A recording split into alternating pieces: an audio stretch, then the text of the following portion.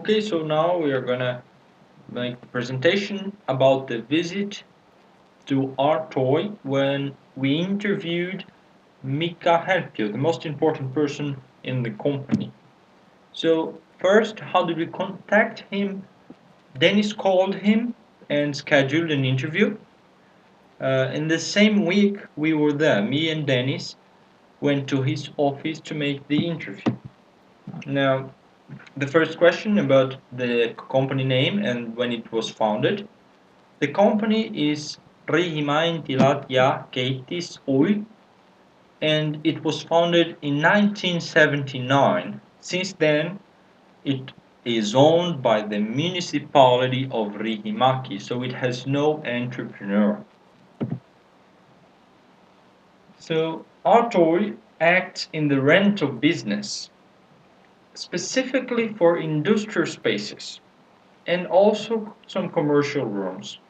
And the thing is that they are from the municipality. So the municipality own lands.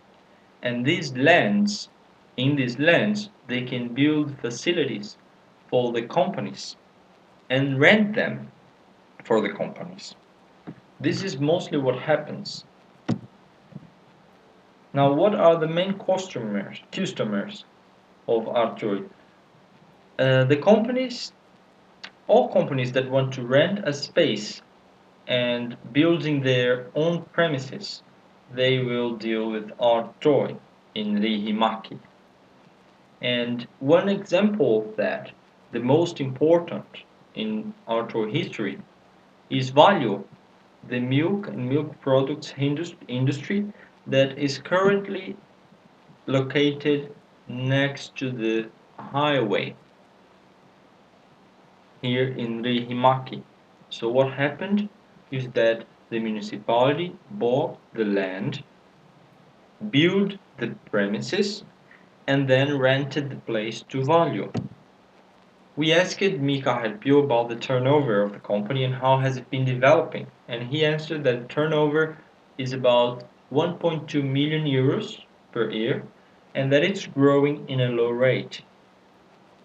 We also asked about the workers, and he told us he has four employees. The company has 4 employees. Now, why is that? Because the company doesn't fabricate anything, so they only need employees to deal with administrative issues. Why do you have your own company is not a question that applies here, because the company is owned by the municipality and we cannot ask the municipality about it. But Mika Helpius plays the same role as an entrepreneur for the company, since he deals with all the areas in which Rtoy is involved. Now, he also receives bonuses if he reaches pre-established objectives, so it's kind of like an entrepreneur after all. Do you have your own? Does Rtoy has their own products? How does Rtoy market those, and what is the role of those products? They only have own products. They do not rent properties that are not from them. So their own products are everything for them. These lands and buildings, they are all suitable for industries and commercial purposes. So Rtoy, most used way to get these companies, to get these customers to relate with them, is by keeping an eye on these companies, on the companies that have intentions to move to Rihimaki or for this region, and then call them, offering possible solutions to move exactly in Rihimaki, the city where the municipality, of course, has its lands. Now, this system could not be told to us in the interview because Mika Helpio considers it as a business secret. And this is the most efficient way that Rtoy has to get the companies to move to Rihimaki. Now, for advertising, they also have outdoors. They have 4 outdoors on the roads which cross the city. They also buy Google Ads and make some advertisings in business magazines. But the most important ones are the outdoors and also the secret that could not be told, of course.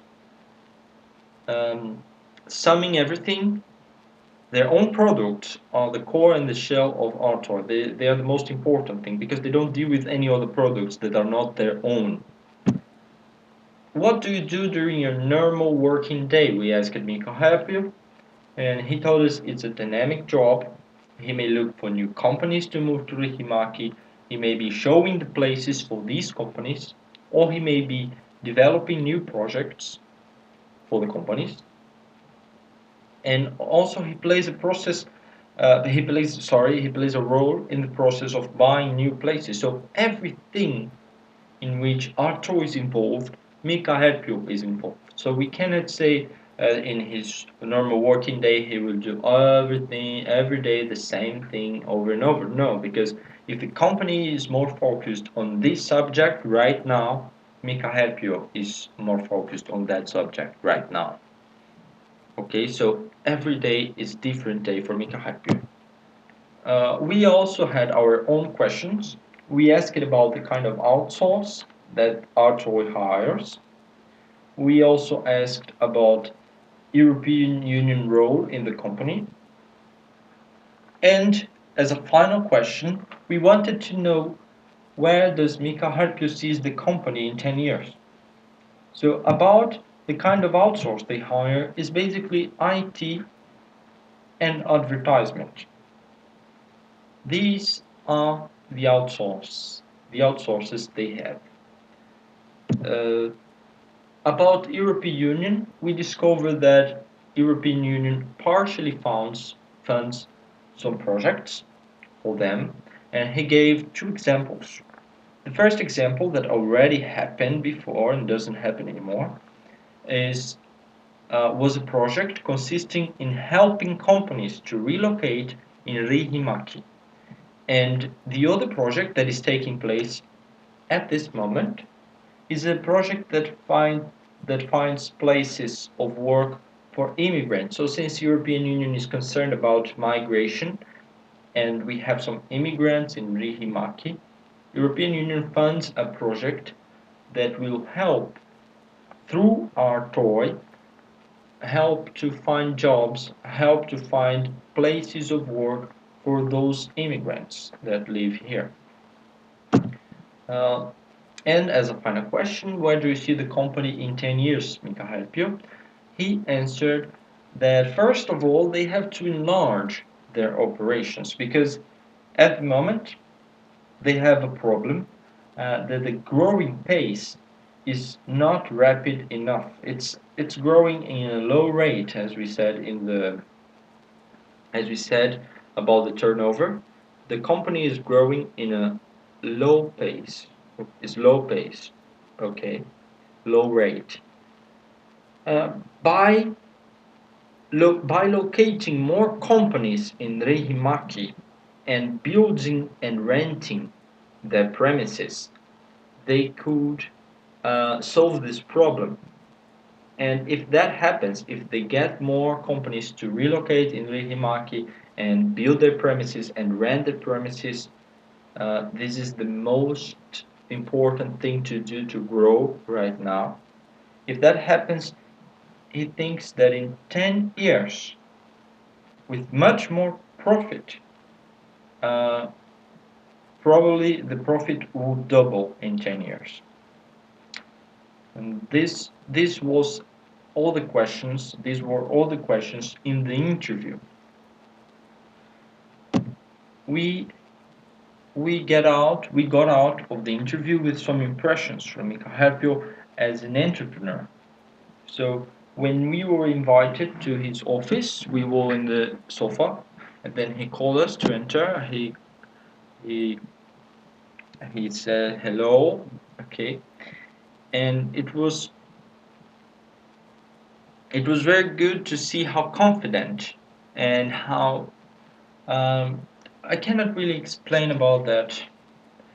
He was transmitting confidence and wisdom.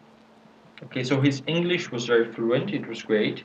He could answer the questions by making them interesting. He would not only tell some facts and that's it. No, he would make the questions interesting. We would listen to him, interested in his answer. Uh, and his English was flawless. So basically, we had an idea of what an entrepreneur, what a good entrepreneur can be, and this was everything.